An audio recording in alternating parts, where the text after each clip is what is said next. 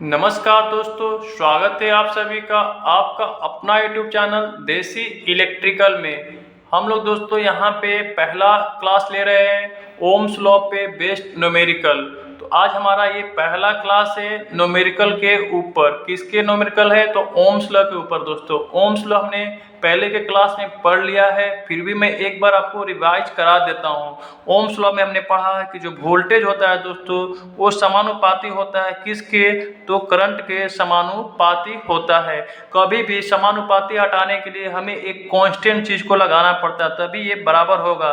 तो V बराबर क्या हो जाता है? IR। ठीक है दोस्तों, यहाँ पे R एक कांस्टेंट है, इसी को हम लोग निकालने वाले हैं, R को निकालने वाले हैं। अगर इस फॉर्मूला से चले तो R बराबर क्या हो जाएगा? V/I हो जाएगा। ठीक है दोस्तों, इससे हम एक और फॉर्मूला निकाल सकते हैं। I बराबर क्या हो जाएगा? तो V/R हो जाएगा। ये तीन फॉर्मूला हमें याद रखना होगा ओम्स लॉ के लिए। V बराबर IR बहुत इंपॉर्टेंट है, इसी से तीनों फॉर्मूला निकला हुआ है दोस्तों। तो चलिए, हमारा क्वेश्चन है R का वैल्यू निकालना है। अगर हम ध्यान से देखें दोस्तों तो यहाँ पे 200 ओम और 50 ओम एक दूसरे के पैरेलल में कनेक्टेड है। ठीक है दोस्तों, यहाँ पे हमें 15 वोल्ट दिया गया है, यहाँ पे हमें 10 वोल्ट दिया गया है। तो जब पैरेलल कनेक्शन होता है दोस्तों तो वोल्टेज जो होता है दोनों सर्किटों के बीच बराबर होता है। यानी 50 ओम के लिए भी वोल्टेज 50 ओम के लिए वोल्टेज 10 वोल्ट रहेगा और 200 ओम के लिए भी वोल्टेज 10 ओम ही रहेगा।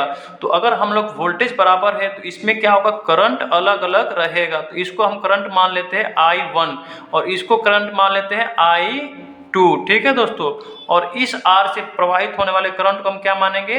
IT, total current. ठीक है दोस्तों, टोटल करंट IT बराबर क्या हो जाएगा? IT बराबर हो जाएगा दोस्तों I1 प्लस I2। इस बात को हम ध्यान में रखेंगे। ठीक है दोस्तों, I1 निकालना है तो I1 बराबर क्या हो जाएगा? I1 बराबर हो जाएगा, वोल्टेज तो बराबर है V/R1। अगर हम इसको 50 ओम को R1 बोले तो 10 वोल्ट बटा में 50। ठीक है दोस्तों, तो अगर हम इसको कैलकुलेट करेंगे तो 0.2 एम्पियर आ जाएगा। करंट का वैल्यू किस में रहता है? एम्पियर में।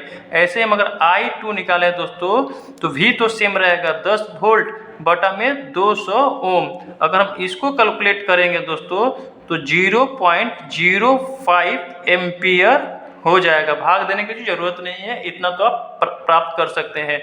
तो IT क्या हो जाएगा? IT हो जाएगा, अब इनको जोड़ देंगे तो 0.25 एम्पियर हो जाएगा। तो हमारा अभी IT निकला है, लेकिन हमारा क्वेश्चन बोल रहा है R निकालने के लिए। ठीक है दोस्तों, अगर दोस्तों हम इक्वेशन को देखें तो यहाँ पे 10 वोल्ट दिया हुआ और यहाँ पे 15 वोल्ट दिया हुआ है। तो अब इसमें कितना वोल्ट प्रवाहित होगा? अगर हम देखें इसमें कितना वोल्ट होगा, मान लो V बराबर हमें निकालना है तो 15 वोल्ट टोटल में से हम इसमें से ऑलरेडी 10 वोल्ट यूज कर चुके हैं। 10 वोल्ट तो कितना हो जाएगा? 5 वोल्ट हमारे पास आ जाएगा। कहाँ से आ जाएगा? सर्किट के द्वारा। ठीक है, सर्किट से। ठीक है, सर्किट देखने से पता चल रहा है। ठीक है दोस्तों, अब हमारे पास IT आ गया और वोल्टेज भी पता चल गया कि इस रेजिस्टेंस के लिए कितना वोल्टेज है। तो हम क्या R नहीं निकाल सकते? तो R बराबर क्या हो जाएगा? V/IT।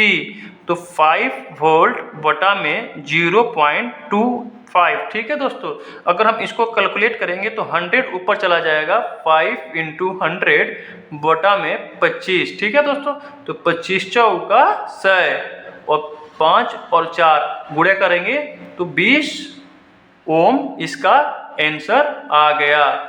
आप लोगों को अगर कहीं भी समझ में नहीं आया होगा दोस्तों, कुछ भी अगर प्रॉब्लम हुआ होगा तो आप हमें कमेंट कीजिएगा। आज हमारा ये पहला लेक्चर है न्यूमेरिकल के ऊपर। अगर आपको न्यूमेरिकल अच्छे से समझ में आया, मैं समझा पाया, तो आप कमेंट कीजिएगा, लाइक कीजिए, सब्सक्राइब कीजिए। Thank you.